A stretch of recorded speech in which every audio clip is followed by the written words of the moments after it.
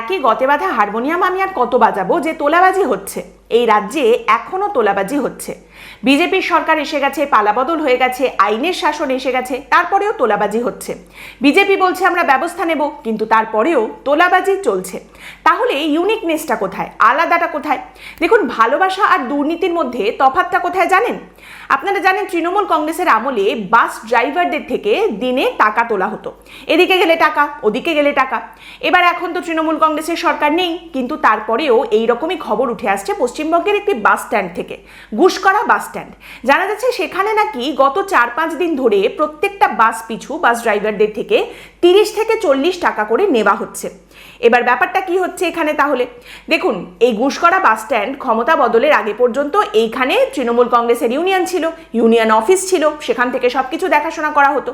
এবার ক্ষমতা বদল হয়ে গেছে, সবকিছু বদলানোর সঙ্গে সঙ্গে এখানে ইউনিয়ন অফিসেরও রং বদলে গেছে। আগে সাদা নীল রঙের যে ইউনিয়ন অফিস ছিল সেটা হয়ে গেছে গেরুয়া রঙের। এইবার এখন জানা যাচ্ছে সেই অফিসে বিজেপির পতাকা লাগানো রয়েছে, ভারতীয় মজদুর সংঘ যেটা কিনা RSS এর শ্রমিক সংগঠন, তাদেরও পতাকা লাগানো রয়েছে। তো এইবার জানা যাচ্ছে সেই বাস স্ট্যান্ডের যে বাসগুলো ঢুকছে দাঁড়াচ্ছে তাদের কাছ থেকে প্রত্যেক দিন 30 থেকে 40 টাকা করে নেওয়া হচ্ছে। তা পার্থক্যটা কোথায়? পার্থক্য হলো এই টাকাটা নেওয়ার বদলে একটা কুপন দেওয়া হচ্ছে, এবং সেই কুপনে কোনো রাজনৈতিক দল, কোনো সংগঠন, কারোর নাম নেই। কুপনটাতে শুধুমাত্র গেরুয়া পতাকার ছবি রয়েছে। এবার নাম প্রকাশে অনিচ্ছুক বাস স্ট্যান্ডের কিছু কর্মীরা সংবাদ মাধ্যমকে বলছেন যে দেখুন, পুরসভার তরফ থেকে পুরসভার কর্মীরা এসে প্রত্যেকটা বাসের কাছ থেকে প্রত্যেক দিন 25 থেকে 30 টাকা করে নিয়ে যান, এন্ট্রি ফি হিসেবে সেটা পুরসভাকে দিতে হয়। এবার সরকারি পুরসভার কুপন দিয়ে তারা সেই টাকাটা সংগ্রহ করে নিয়ে যায়। তার সঙ্গে এখন এই 4-5 দিন ধরে এক্সট্রা আরও 30 থেকে 40 টাকা দিতে হচ্ছে, যার বদলে সেই গেরুয়া পতাকা আঁকা একটা কুপন পাওয়া যাচ্ছে। এবার ভারতীয় মজদুর সংঘ যাদের পতাকা লাগানো রয়েছে, যারা কিনা RSS এর শ্রমিক সংগঠন, তাদের যখন প্রশ্ন করা হচ্ছে যে এটা কি হচ্ছে বলুন তো, এইভাবে টাকা তোলা হচ্ছে, তারা তখন উত্তর দিচ্ছেন যে না না, এটা তোলাবাজি কোথায়, টাকা তোলা হচ্ছে না, এটা তো অনুদান নেওয়া হচ্ছে। বুঝলেন তাহলে পার্থক্যটা কোথায়? এবার দেখুন, এইটা একটি মাত্র বাস স্ট্যান্ডের ঘটনা যেটার কথা সামনে এসেছে। তার মানে অন্যান্য আরও বাস স্ট্যান্ডে কি হচ্ছে সেটা সহজেই আপনি অনুমান করতে পারবেন। দুর্নীতি বিষয়টা না সেই সবসময়ই টাইটানিকের সঙ্গে ধাক্কা লাগা সেই পাহাড়টার মতো, জলের ওপরে যেটুকু দেখা যাচ্ছে জলের নিচে তার 10 গুণ রয়েছে। বর্তমানে আমাদের রাজ্যের যা পরিস্থিতি, নতুন সরকার ক্ষমতায় এসেছে এবং একটি রাজনৈতিক দল বিপুল সংখ্যাগরিষ্ঠতা নিয়ে, প্রচুর পরিমাণে আসন নিয়ে অত্যন্ত শক্তিশালী সরকার গঠন করেছে, শক্তিশালীভাবে ক্ষমতায় এসেছে। সেখানে দাঁড়িয়ে তাদের দলের বা তাদের সরকারের বিরুদ্ধে দুর্নীতির অভিযোগ করা, সেই অভিযোগ সঠিক কান পর্যন্ত পৌঁছানো, তার উপরে ভিত্তি করে খবর তৈরি করা, সেই খবর সংবাদ মাধ্যম চালাতে দেওয়া, ডবল ইঞ্জিনের ধাক্কা খাওয়া, এত কিছু পার করে এই একটা খবর আপনার সামনে এসেছে, মানে মাঝখানের এই জায়গাগুলোয় ধাক্কা খেতে খেতে অনেকগুলো খবর হারিয়ে গেছে। কিন্তু তারপরেও যখন এই একটা খবর আপনার সামনে এসে পৌঁছেছে, তার মানে হচ্ছে এটা ঢেকে চেপে রাখা যাচ্ছে না, একেবারে উপচে সামনে বেরিয়ে আসছে, বা ঢাকার চেষ্টা ওপর থেকে সঠিকভাবে করা হচ্ছে ঠিকই, কিন্তু এই দুষ্টু মিষ্টি ভালোবাসা তো সাইড দিয়ে চলকে পড়ছে। রেখা পাত্র এবং শেখ শাহজাহান, এই দুজনের মধ্যে পার্থক্যটা কোথায়? শেখ শাহজাহান একটা সময় তৃণমূল কংগ্রেসের নেতা হিসেবে সন্দেশখালির ত্রাসে পরিণত হয়েছিলেন, এবং শেখ শাহজাহান সেখানে কি না করেছেন, সাধারণ মানুষের উপরে প্রত্যেক দিন অত্যাচার, তাদের বাড়ি, জমি, ব্যবসা সমস্ত কিছু দখল করে নেওয়া, ভয় দেখানো, হুমকি দেওয়া, মারধর করা, মহিলাদের উপরে অত্যাচার করা, একের পর এক নানা রকম নোংরা কাজ তিনি দিনের পর দিন চালিয়ে গেছেন। এবার সেই শেখ শাহজাহান নানা রকম নাকানি চোবানি খাওয়া এবং খাওয়ানোর পর এখনো পর্যন্ত রয়েছেন শ্রীঘরে। তিনি ছিলেন সন্দেশখালির ত্রাস, এবং তার সঙ্গে জুড়ে দেওয়া হয়েছিল ধর্মীয় পরিচয়ের উপর ভিত্তি করে অত্যাচার, যেটা বিজেপির অভিযোগ ছিল কোট আনকোট, যে ইসলাম ধর্মাবলম্বী একজন মানুষ দিনের পর দিন হিন্দুদের উপরে এইভাবে অত্যাচার করেছেন, অভিযোগ করেছেন। এবার সন্দেশখালীর সাধারণ মানুষ যারা শেখ শাহজাহানের বিরুদ্ধে সবার প্রথম প্রতিরোধ এবং আন্দোলন গড়ে তুলেছিলেন, তারাই আপনাকে সব থেকে ভালো করে বলতে পারবেন শেখ শাহজাহান কি ধরনের অত্যাচারী ছিলেন, এবং আরো বিশেষ করে সন্দেশখালীর সাধারণ গৃহবধূরা বলতে পারবেন যে শেখ শাহজাহান কিভাবে মানুষরূপী একজন শয়তান ছিলেন, সভ্য সমাজের কলঙ্ক ছিলেন। এবার ঠিক এই স্পেকট্রামে শেখ শাহজাহানের একেবারে উল্টো প্রান্তে দাঁড়িয়ে রয়েছেন রেখা পাত্র। তিনি সন্দেশখালীর আন্দোলনের মুখ হয়ে ওঠেন। সন্দেশখালীতে যারা শেখ শাহজাহানের অত্যাচারের বিরুদ্ধে প্রতিরোধ গড়ে তুলেছিলেন, তার মধ্যে অগ্রণী ভূমিকা পালন করেন রেখা পাত্র। রেখা পাত্র সন্দেশখালীর পরিত্রাণের একজন অন্যতম মুখ হয়ে ওঠেন। এবারের পালাবদলের অন্যতম একজন সারথী রেখা পাত্র, এবং তারই সঙ্গে তিনি একজন হিন্দু গৃহবধূ। এবং তার সঙ্গে বর্তমানে আরও একজন অন্য হিন্দু বিজেপির সমর্থক, একজন হিন্দু ধর্মগুরু, একজন মহারাজের বাড়ি দখল করা, তাকে ভয় দেখানো, হুমকি দেবার অভিযোগী যে ব্যক্তি, তার নাম হচ্ছে রেখা পাত্র।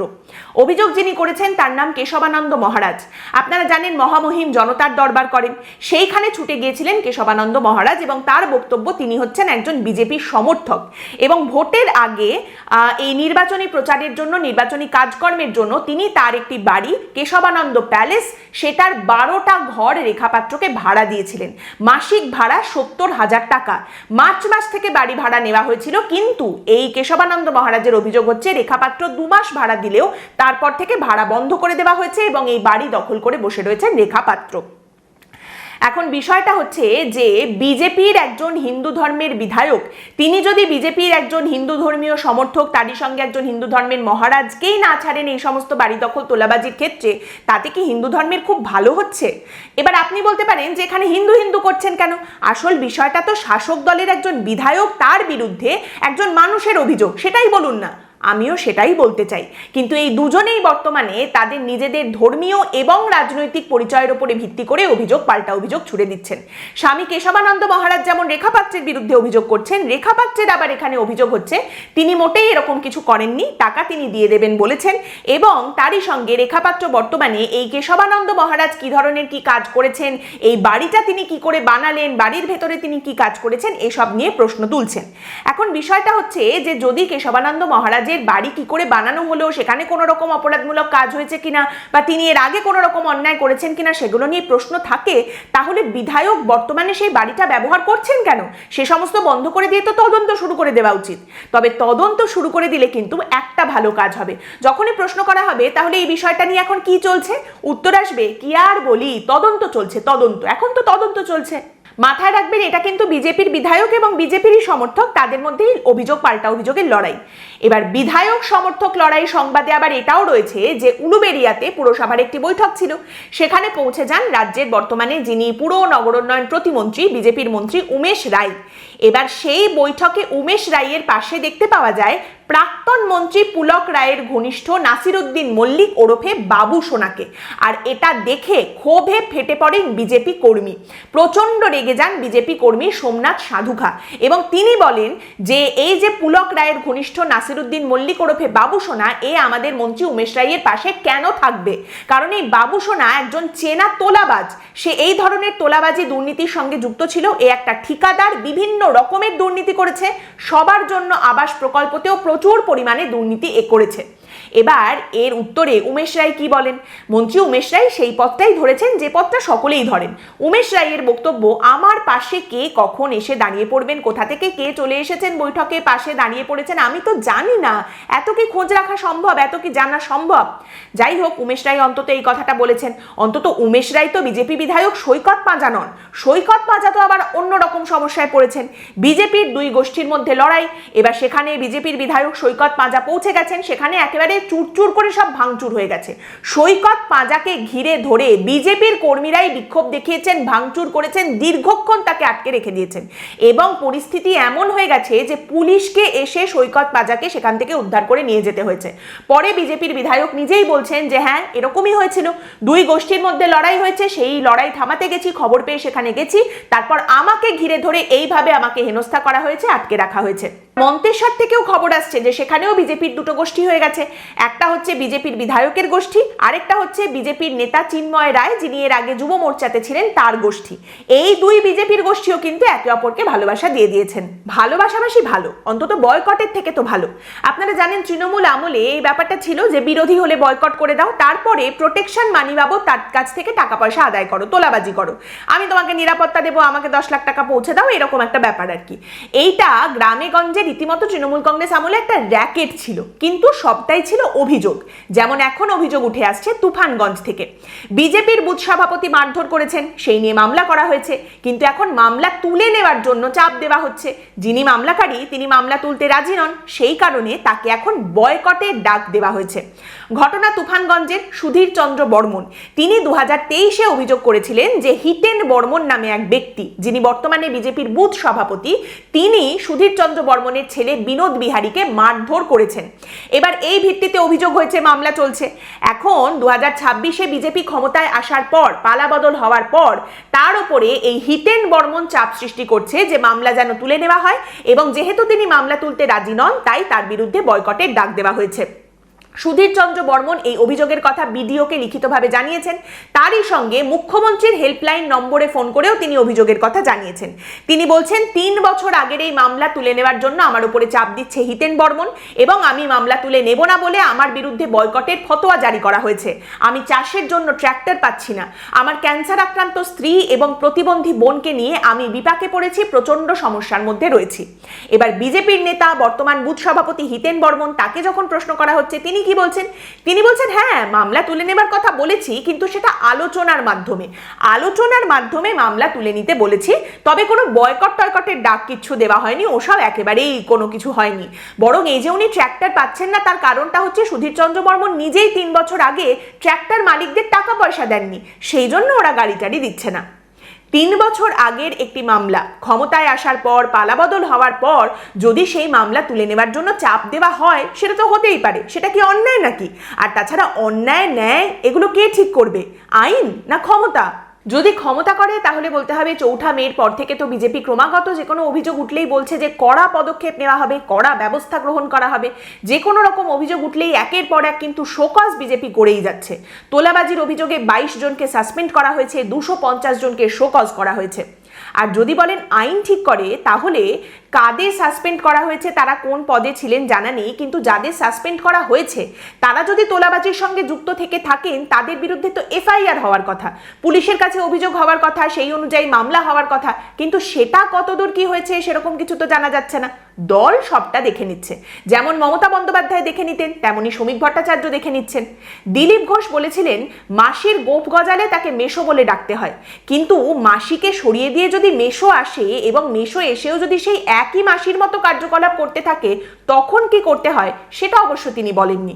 দেখুন, বিষয়টা হচ্ছে কানাঘুষোর ওপরে ভিত্তি করে যদি খবর করা যেত তাহলে আরো অনেক কথা, অনেক বিধায়ক, তাদের সতীর্থরা কিভাবে তোলাবাজি করছেন সেরকম অনেক কিছুই সামনে রাখা যেত, কিন্তু যেহেতু সেই পথে হাঁটতে চাই না তাই সেই কথাগুলো বললাম না।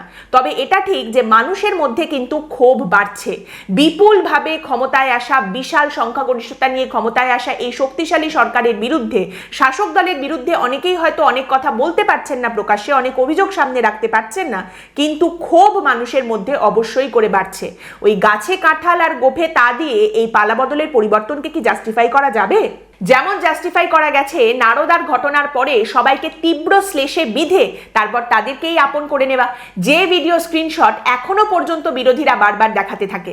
একবার মুখ্যমন্ত্রীর শপথ হলেই, একবার কাকলি ভালো হলেই, একবার ববিদা হেসে মিষ্টি করে কি মিষ্টি কাজ করছে নতুন সরকার বলে দিলেই সবটা জাস্টিফাই হয়ে যায়। তাহলে তো এইটাকেও জাস্টিফাই করা হবে, এই ভিডিওটাকেও জাস্টিফাই করা হবে, যেখানে দেখা যাচ্ছে যে বিজেপির একজন মণ্ডল সভাপতি মনোরঞ্জন বর্মন তিনি বান্ডেল টাকা গুনছেন। এবার এই মনোরঞ্জন নাকি আবার এই প্রথমবার নয়, এর আগেও তার বিরুদ্ধে একাধিক অভিযোগ উঠেছে। দলীয় সূত্রে বক্তব্য, মনোরঞ্জন বর্মন মণ্ডল সভাপতি, তার বিরুদ্ধে এর আগে প্রচুর অভিযোগ করা হয়েছে, প্রচুর অভিযোগ উঠেছে। আর ক্ষমতা বদল হওয়ার পর, পালা বদল হওয়ার পর থেকেই একের পর এক অভিযোগ উঠছে তার বিরুদ্ধে। এই মনোরঞ্জন নাকি বাড়ি বাড়ি গিয়ে লোকজনের কাছ থেকে তোলাবাজি করছে, তাদের ভয় দেখাচ্ছে, হুমকি দিচ্ছে, এমনকি পুকুর পাড়ে বিজেপির পতাকা লাগিয়ে পুকুর দখল করে নেওয়ার অভিযোগও উঠছে এই মনোরঞ্জনের বিরুদ্ধে। কাটমানি থেকে শুরু করে চাকরি দেওয়ার নামে টাকা তোলার অভিযোগ পর্যন্ত রয়েছে নাটাবাড়ির এই মণ্ডল সভাপতি মনোরঞ্জন বর্মনের বিরুদ্ধে। বিজেপির রাজ্য সভাপতি শ্রমিক ভট্টাচার্য গুণী মানুষ, খুব সুন্দর উনি কথা বলেন, কি বোঝাতে চাইছেন সবসময় বোঝা না গেলেও উনি চমৎকার বলেন। উনি বলেন না না না না, ওনার দলের কর্মী সমর্থকরা বোঝেন না না না না না না না। উনি বলেন যে তোলাবাজি করা যাবে না, বিজেপিও যদি এসে তোলাবাজি করে তৃণমূলের মতো তখন কিন্তু বিজেপিও ডিম খাবে। ওনার দলের লোকজন তোলাবাজি বন্ধই করছেন না। এবার এই আবহে করুণাময়ীতে পোস্টারও পড়ে গেছে, যে পোস্টারে লেখা রয়েছে তোলাবাজি করলে ডিম ভাজি ফ্রি, তারই সঙ্গে পোস্টারে লেখা রয়েছে বিজেপির তৃণমূলীকরণ হচ্ছে তাই তোলাবাজি বেড়ে চলেছে। এবার যিনি এই পোস্টারটা দিয়েছেন তার নাম হচ্ছে সঞ্জয় পয়রা এবং তিনি নিজেও একজন বিজেপির কর্মী এবং বিজেপির সমর্থক। কিন্তু এইসব পোস্টার টোস্টার দিয়েও কোনো লাভ কি হচ্ছে, কোনো সুরাহা হচ্ছে, হবে? দেখুন, পোস্টার দেখে কারই বা কবে টনক নড়েছে। সঞ্জয় পয়রা বিজেপি কর্মী সমর্থক, তার বক্তব্য হচ্ছে বিজেপি মানে আমাদের দল তারা একটা আধখোলা দরজা রেখে দিয়েছে, সেখান দিয়ে তৃণমূল হু হু করে ঢুকে পড়ছে। তৃণমূলের লোকজন যারা ঢুকছে তারা তোলাবাজির অভ্যেস ছাড়তে পারছে না, তারা সেই সমস্ত তোলাবাজি বিজেপিতে আসার পরেও চালিয়ে যাচ্ছে। আর এই সব করে তারা দলকে বিব্রত করছে, বিজেপির তৃণমূলীকরণ হচ্ছে, তারপরেও দলের তরফ থেকে কোনো ব্যবস্থাও নেওয়া যাচ্ছে না। এবার এই বিষয়ে আবার এই রাজ্যের বিজেপির যিনি প্রধান মুখপাত্র দেবজিৎ সরকার, তিনি বলছেন এসব বিষয়ে আমি কিছু জানি না, তবে দল অবশ্যই তোলাবাজিকে একদম প্রশ্রয় দেয় না। আর সঞ্জয়ের দাবি হচ্ছে যদি বিজেপির তৃণমূলীকরণ এইভাবে হয়, অর্থাৎ তোলাবাজি যদি হয়, তাহলে তাদের ডিম খাওয়াই উচিত। এখন কথাটা হচ্ছে সবই তো হচ্ছে বৃহত্তর স্বার্থে, মুরগিও হচ্ছে বৃহত্তর স্বার্থে। তাহলে সেই মুরগি কি ডিম পাড়া শুরু করেছে? তা না হলে এই এত ডিমের যোগান পাওয়া যাবে কেমনে? আজকের পর্ব এখানেই শেষ করছি। আপনাদের মতামত অবশ্যই জানাবেন। পরের দিন দেখা হবে অন্য একটি বিষয় নিয়ে আলোচনায়। ভালো থাকবেন।